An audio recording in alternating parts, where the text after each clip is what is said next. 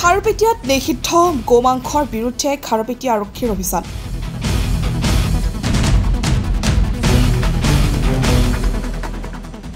ভাতৰ হোটেলত জব্দ নিষিদ্ধ গোমাংস। খাৰুপেটীয়াৰ বালুগাঁও বজাৰৰ বিভিন্ন হোটেলত অভিযান চলাই কেইবাখন হোটেলৰ পৰা জব্দ কৰে নিষিদ্ধ গোমাংস। দীৰ্ঘদিনৰ পৰাই হোটেলসমূহত চলি আছিল নিষিদ্ধ গোমাংস। আৰক্ষীয়ে নিষিদ্ধ গোমাংস উদ্ধাৰ কৰাৰ লগতে হোটেলসমূহৰ পৰা 4জনকৈ লোকক আটক কৰে। খাৰুপেটীয়া আৰক্ষী চকীৰ বিষয়া তনুজ মাইবংশীৰ নেতৃত্বত চলে এই অভিযান। মানে কিবা সাসপেক্টত মানে গৰু মাংস বুলি সাসপেক্ট কৰিছিল।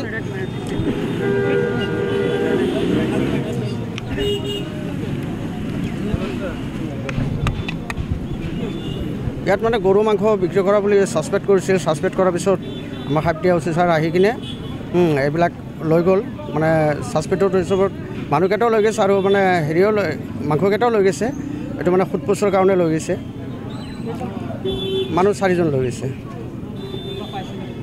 মাংস পাইছে কিন্তু মানে এইটো গৰু মাংস হয় না নাই এইটো সাসপেক্টৰ কাৰণে লৈ গৈছে। এতিয়া যাই কিনে তাত সোধপোছ কৰিব কি হয় এইটো। হয়, তদন্ত হোৱাৰ পিছত কি হয় এইটো পিছত হ'ব।